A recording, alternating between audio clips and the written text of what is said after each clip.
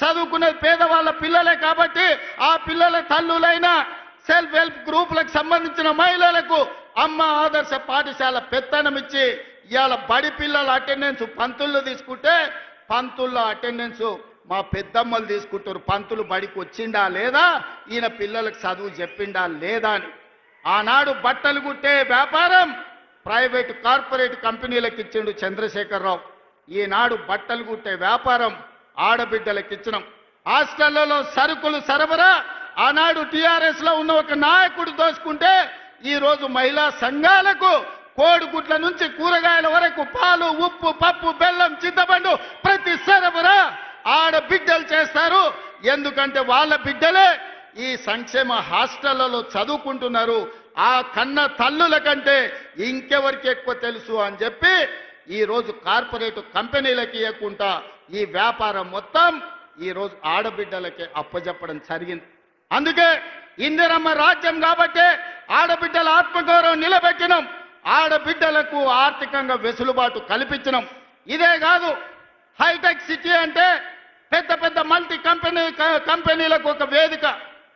Infosys, Wipro, Microsoft లాంటి కంపెనీలు ఎక్కడైతే ఉన్నాయో అక్కడనే 3.5 ఎకరాలు 100 కోట్ల రూపాయల ఆస్తిని ఆడబిడ్డలకు ఇచ్చి ఇందిరా సహాయ కేంద్రాలుగా వాళ్ళు ఆడబిడ్డలు చేసే ఉత్పత్తి వస్తువులను హైటెక్ సిటీ పక్కన ప్రదర్శించే విధంగా అంతర్జాతీయ వ్యాపారంలో పోటీ పడే విధంగా ఇవాళ ఆడబిడ్డల్ని తీర్చిదిద్ది ప్రపంచంతోనే ఆడబిడ్డల్ని పోటీ పడే విధంగా ఇవాళ మనం తీర్చిదిద్దినాం.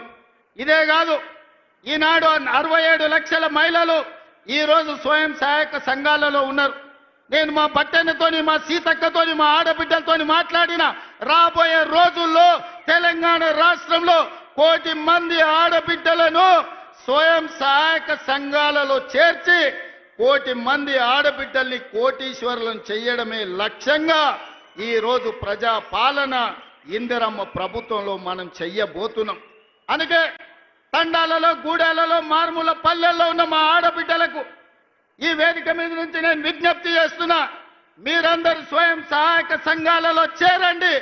మిమ్మల్ని కోటీశ్వరులను చేసే బాధ్యత మీ సోదరుడిగా మీ రేవంత్ అన్న తీసుకుంటాడు. ఇది నా మాటగా, సోనియమ్మ మాటగా ప్రతి తెలంగాణ ఆడబిడ్డకు ఈ వేదిక మీద నుంచి ఈరోజు మేము ఇస్తున్నాం. మిత్రులారా, మీకందరికీ తెలుసు, తెలంగాణ ఉద్యమం అంటేనే ఉద్యోగాల వేట. నిరుద్యోగ యువకులు లక్షలాది మంది రోడ్ల మీదకి వచ్చి నెలల తరబడి ధర్నాలు, దీక్షలు, ఉద్యమాలు చేసి ఆత్మ బలిదానాలు చేసుకొని అమరులై తెలంగాణ రాష్ట్రం తెచ్చుకున్నారు. వాళ్ళు తెలంగాణ రాష్ట్రం తెచ్చుకున్నదే పీజీలు, పిహెచ్డీలు చేసి ఈ రాష్ట్రంలో డాక్టర్లు, లాయర్లు, ఇంజనీర్లు, ఐఏఎస్లు, ఐపీఎస్లై తెలంగాణ పునర్నిర్మాణంలో భాగస్వాములు కావాలి అని.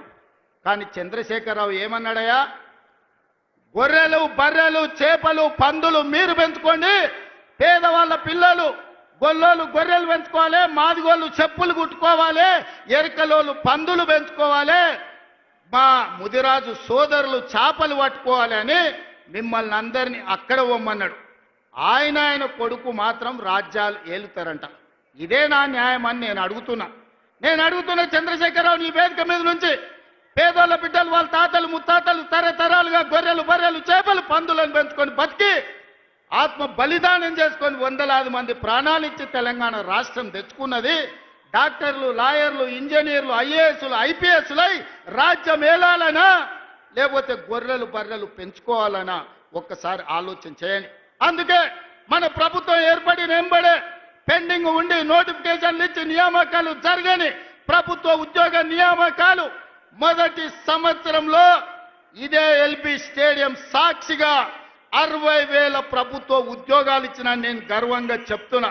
ఇవాళ నేను సవాలు విసురుతున్న కిషన్ రెడ్డికి, కేటీఆర్కు, కేసీఆర్కు, నరేంద్ర మోడీకి, మొదటి సంవత్సరంలో మా ప్రభుత్వ ఉద్యోగాలలో 60,000 నియామకాలు చేపట్టింది. మీకు దమ్ము ఉంటే, ధైర్యం ఉంటే, చిత్తశుద్ధి ఉంటే మీరు సవాలు విసిరండి. 60,000 మందిని ఇదే ఎల్బీ స్టేడియంలో తెచ్చి తలలు మొత్తం లెక్క పెట్టిస్తా.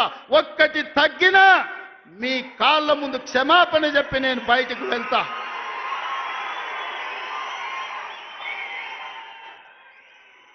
ఇది మా లెక్క, ఇది మా నిజాయితీ. ప్రైవేట్ కార్పొరేట్ కంపెనీల్లో 1,00,000 ఉద్యోగాలు ఇచ్చినాం. నేను మా మిత్రుడు శ్రీధర్ బాబు విదేశీ పర్యటనలో 3 లక్షల కోట్ల పెట్టుబడులు తీసుకొచ్చినాం. ఇవాళ అంతర్జాతీయ స్థాయిలో తెలంగాణకు ఒక గుర్తింపు గౌరవాన్ని తీసుకొచ్చినాం. అందుకే మిత్రులారా, ఆనాడు హాస్టళ్లలో, సంక్షేమ హాస్టళ్లలో ఎన్నడా పిల్లల్ని పట్టించుకోలే. అందుకే వాళ్లకు ఫుడ్ డైట్ ఛార్జెస్ మా బట్టి గారు 40% పెంచిండ్రు. Cosmetic charge 200% పెంచిండ్రు.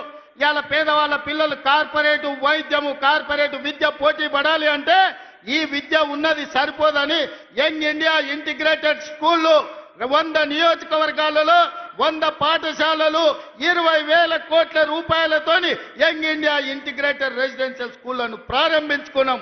రాబోయే రోజుల్లో ప్రపంచంతోనే పోటీ పడే విధంగా మన విద్యా ప్రమాణాలను పెంచడానికి ఇలా మనం ప్రణాళికలు వేసుకున్నాం. ఇవాళ మిత్రులారా, ప్రతి సంవత్సరం ఇంజనీరింగ్ విద్యార్థులు 1,10,000 మంది పాస్ అవుతున్నారు. సర్టిఫికెట్ ఇంజనీరింగ్ వస్తుంది కానీ బయటకు పోతే ఉద్యోగం లేదు. బయట అవసరాలకు తగ్గట్టు వీళ్ళకు నైపుణ్యం లేదు. నైపుణ్యానికి శిక్షణ ఇవ్వడానికి వసతులు లేవు. అందుకే ఆలోచన చేసి రాష్ట్ర ప్రభుత్వంలో యంగ్ ఇండియా స్కిల్స్ యూనివర్సిటీని ప్రారంభించి వేలాది మంది పేద పిల్లలకు స్కిల్స్ నేర్పించి తద్వారా ఉద్యోగ ఉపాధి అవకాశాలు కల్పించడానికి ఈ రోజు మన ప్రభుత్వం పనిచేస్తుంది. ఇదే కాదు, మొన్న జరిగిన ఒలింపిక్స్ లో 140 కోట్ల మంది ఉన్న ఈ దేశానికి ఒక్క బంగారు మెడల్ రాలే. కానీ సౌత్ కొరియా ఒక చిన్న దేశం, హైదరాబాద్ కంటే కొంచెం పెద్ద దేశం, 32 మెడల్స్ తెచ్చుకున్నది. అందులో ఒక అమ్మాయి సౌత్ కొరియా స్పోర్ట్స్ యూనివర్సిటీకి నేను పోతే ఒక అమ్మాయిని కలిసిన. ఆ అమ్మాయి నాకు ఆశ్చర్యం వేసింది. ఒక అమ్మాయి 3 బంగారు పతకాలు తీసుకొచ్చింది. నేను అడుగుతున్న మిత్రులారా, తెలంగాణ యువకులారా, ఉద్యమం చేసి తెచ్చుకున్న తెలంగాణగా 140 కోట్ల జనాభా ఉన్న భారతదేశం ఒక్క మెడల్ తీసుకురాలే.